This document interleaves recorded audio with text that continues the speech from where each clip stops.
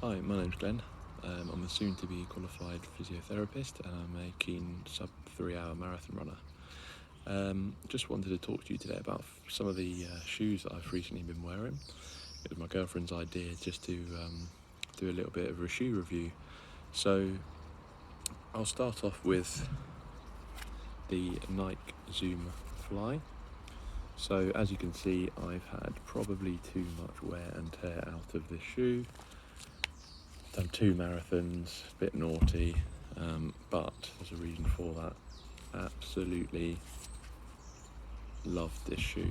So historically I kind of wasn't too sure about Nikes, to be honest. I'd been running with Sauconys and Brooks and Asics and kind of felt that Nike was a bit more of a fashion shoe. However, it was when I just saw these at a good deal, I thought, well, I'll give them a go. And from the word go, I knew they were just a brilliant quality shoe. There's a bit of wear on the bottom now, but to be honest, they're still pretty good on the tread. But anyway, I'll go through a systematic review of these. So these aren't a shoe that you'll be looking to buy on the market now. However, they might be something you've run in before, and I can give you a sort of comparison to the other shoes I'm going to talk about today. So these have got the Lunar Glide foam, again discontinued by Nike now, but it was a nice ride. These are super comfy shoes. Never really suffered with any blisters or anything like that. Really liked the kind of the upper on this. I felt like I had a good sort of fitting, supportive mesh going through it, and then quite a responsive foam. Wouldn't say it felt super springy necessarily, but just a comfortable shoe and just a good all-round workhorse. So it was when I had such a good experience with these that I then moved on to the Zoom flyknit. Okay, so these are the next shoe up from the ones I just showed you. However, these ones are quite a different shoe. So I bought these kind of thinking, brilliant, had a good experience with those, let's move on and get them the latest ones. However, these ones are the React foam, and they've got the carbon fibre plate through them as well. So systematically working through this shoe, it's got the flyknit upper. Actually, I find this really comfortable. It's almost like a sock-like fit. However, it does mean that they're quite hard to get a really sort of solid fit on the foot, because it is this sort of stretchy material. However, I did find if you really tighten up all the laces, almost over tighten them, because of that stretch in the shoe, it will give you some sort of movement when you're running with the shoe.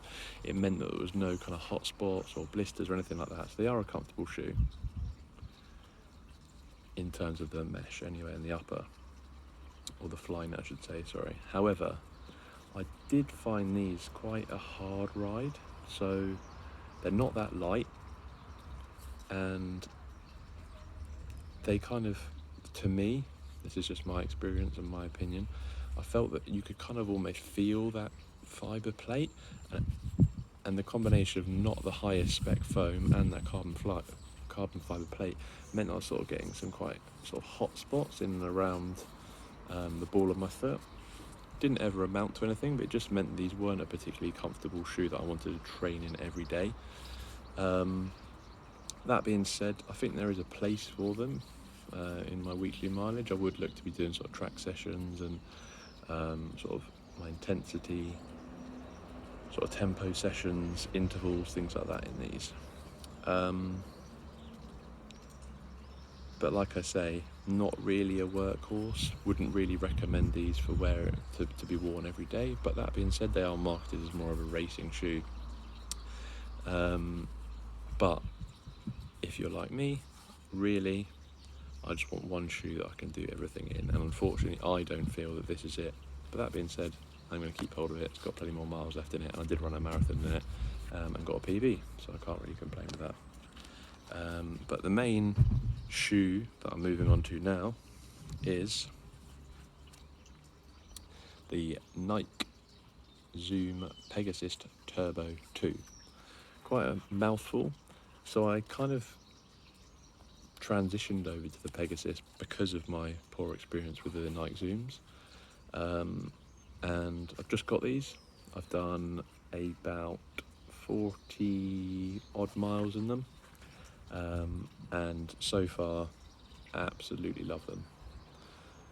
Immediately putting my foot in the shoe, comfort was great. These are a size 12, as I am with all the Nikes, and I've kind of been true to size with all of them. Haven't had to change size at all. Yeah, so first experience of these shoes, they're super comfortable. Put them in. I've done various runs in them, slow and easy. Did sort of 800 intervals this morning, longer slow runs, done everything in them, and super responsive, super comfortable. Doesn't feel like I'm going to get any blisters anywhere. A good first few weeks with these shoes anyway. Just to kind of break this shoe down a little bit, nothing kind of, in my opinion, super amazing going on with the upper. The lacing system's really nice, so it's kind of like offset a little bit, so you've got the lace quite close to the edge of the shoe, and then you've got the eyelets that are a little bit further over, and that's quite nice, gives you quite a good hugging fit. You've got the little spongy bits in the back here, which are quite nice, and quite a low heel area, so it doesn't feel like you're going to get any rubbing, which I have experienced in the original Zoom Flies, but it doesn't feel like I'm going to get anything there. People have sort of complained about the sort of nylon-y tongue, but I've not had any difficulties with that. Before I run, I just make sure it's all smoothed off and pull it up sort of nice and flush, and then make sure they're kind of done up nice and tight, and I haven't had any problems with that. If anything, I quite like that kind of flat look that it's got going on. But the main reason I chose this shoe, and the main reason I suspect that it is more expensive, is because of this, the Zoom X foam. So, being a student physio, I've kind of taken an interest in the running related world, and I've listened to some experts in the field of running footwear, and they talk about how the tests that have been done on this shoe find that there's an 87% energy return in this shoe, whereas other competitors are more like 67%. So you really are getting more energy back from this foam. So originally this foam, it's called Pegasus, and it was originally used with plastic. However, Nike have basically put a load of research into it to turn into this light cushioning. So I'm considering coming back and doing a 100-mile review if people like this and want me to put out a little bit more information. But put it this way, after my first experience, I bought another pair, and I'm going to keep them in the box.